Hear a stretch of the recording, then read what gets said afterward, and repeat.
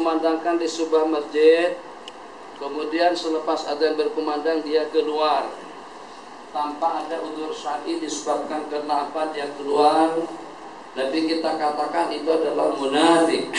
Sebab kenapa? Sebab kalau memang betul-betul dengan kita duduk di masjid untuk menantikan sembahyang, kenapa selepas adzan dikumandangkan kita keluar? Coba tengok. Jadi di sini seketika dengan kita meninggalkan masjid. Yang pertama, maka baginda Nabi katakan munafik kepada seseorang yang keluar selepas adzan berkumandang. Kita ingin dengan bahasa yang lebih dalam, dengan bahasa yang lebih jauh daripada terjemahannya. Kenapa sampai Nabi kita lebarkan dia sebagai seorang munafik? Padahal kesalahannya tak berat, mana setakat keluar selepas adzan berkumandang saja. Gunakan pandangan mata hati, jangan hanya setakat mandang dengan mata kepala. Gunakan pandangan mata hati.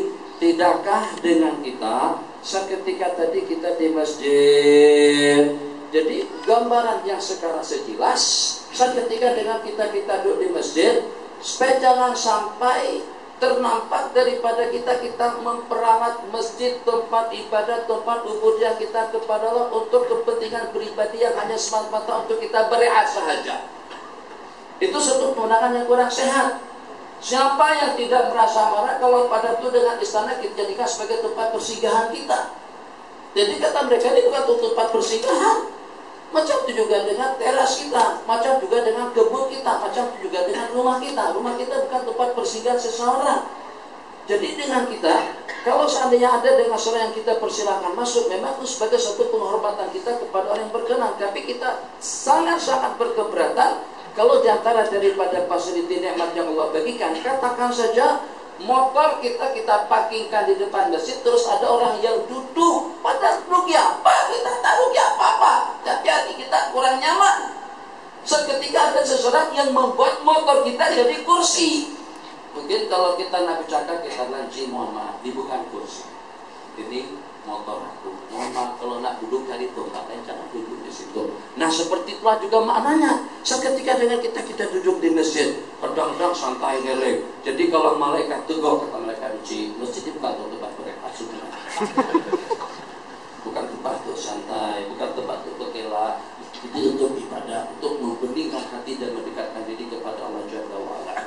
Nah kalau kita perhatikan di sini, sebanyak mana orang yang melihat kita dan yang merasa tersinggung, yang mungkin dengan anggapannya kita tidak hormat dengan masjid.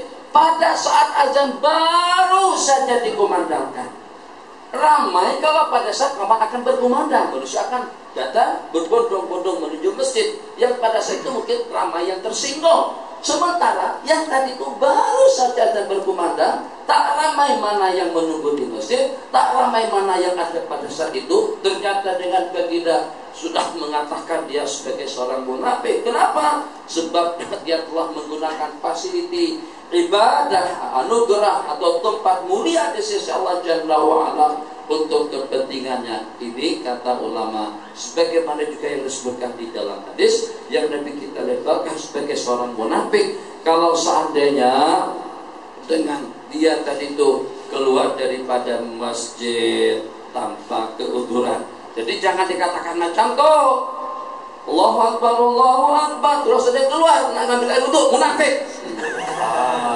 Bukan macam itu. Tuan Haji tadi itu keluar nak berwudhu, keluar karena perut sudah masya Allah tabarakallah jeret-beret nak menunaikan hajat terlebih dahulu. Jadi yang dikatakan munafik dan yang disebut oleh Sayyidina Abu Hurairah, amma hadza, kepada siapa? Kepada seseorang yang keluar selepas adzan berkumandang, faqad asa Abul Qasim, berarti dia telah melakukan kesalahan kepada Sayyidina Rasulullah SAW. Itu kalau seandainya masjid dia tinggalkan dan tidak berjamaah di masjid itu. Jadi mungkin juga dikatakan bahwa munafik. Ada tak dalil yang mengatakan malaikat mengetahui perkara-perkara gaib? Ada setahun. Setahu anta yang pernah baca kitab banyak, ada tak malaikat mengetahui dengan perkara-perkara yang akan kita laksanakan? Apa malaikat boleh tahu apa yang kita buat besok? Apakah besok kita makan nasi kerabu atau makan nasi kuning atau juga makan nasi kandar atau makan nasi lemak? Tak ada kan? Tak ada, malaikat tak tahu. hadis diriwayatkan, seketika dengan kita duduk beriktikaf di masjid, maka malaikat akan mendoakan kita. Allahumma ighfir lahu, Allahumma arhamhu. Malaikat begitu puas sepenuhnya kepada kita tadi itu. Malaikat doakan agar mendapatkan rahmat, agar mendapatkan keampunan, agar mendapatkan maghfirah, agar mendapatkan anugerah. Ya Allah, mudahkanlah urusannya. Ya Allah, tunaikanlah hajat-hajatnya. Allah Maha mengetahui hati kita berbisik. Doa di masjid. Kalau handphone boleh membluetooth satu program yang ada dalam handphone yang lain, takkan dengan Allah tak boleh baca apa problem yang ada dengan kita pada waktu kita duduk beriktikaf di masjid. Nampak semuanya Allah, urusan anak, urusan istri, urusan bisnis, urusan PSN, urusan maktabah. PSN bukan dengan itu, saya juga terlibat dalam PSN juga. Urusan PSN, urusan pondok, urusan ini, semuanya itu ada telah di depan ilmunya Allah Jalla wa'ala. Jadi malaikat mendoakan, ya Allah. Kan macam tu doa malaikat saat ketika malaikat tak nampak dengan Tuhan Haji pada tiap minggu, dia pada tiap Jumat pergi ke masjid pada awal waktu. Sebelum azan berkumandang sudah sembahyang tahiyatul masjid, sebelum azan pertama berkumandang sudah duduk beriktikaf. Tapi hari Jumat semalam tu tak nampak kelihatan. Di mana?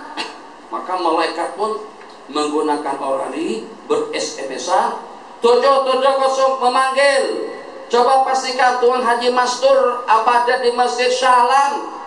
719 menjawab, "Dulu tidak ada di sini." Coba cek dengan malaikat yang masjid negeri, masjid wilayah, masjid yang ada di sini semuanya. Jadi pada saat itu malaikat mengatakan Allahumma. Coba bayangkan, ini doa daripada malaikat. Jadi saya tidak merapu, mengaitkan saja. Allahumma, ya Allah, kalau seandainya dia sakit, sembuhkan penyakit.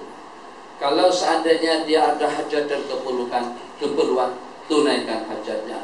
Kalau dia ada problem dan masalah, atasikan masalahnya. Doa malaikat. Tapi itu kepada siapa? Yang pergi Jumat agak awal sedikit.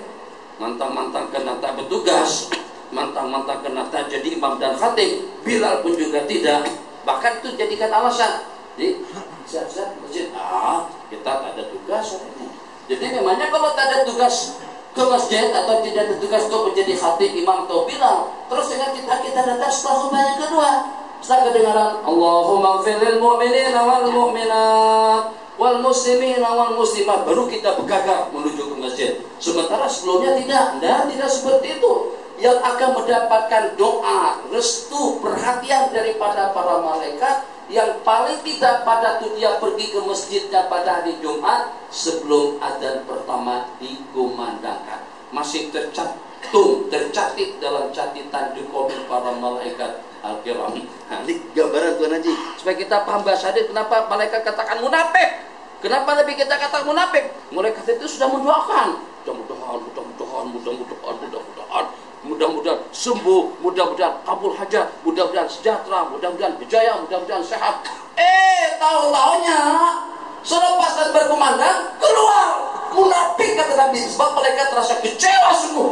Kata mereka, sayang, sepatutnya jangan didoakan macam itu tadi.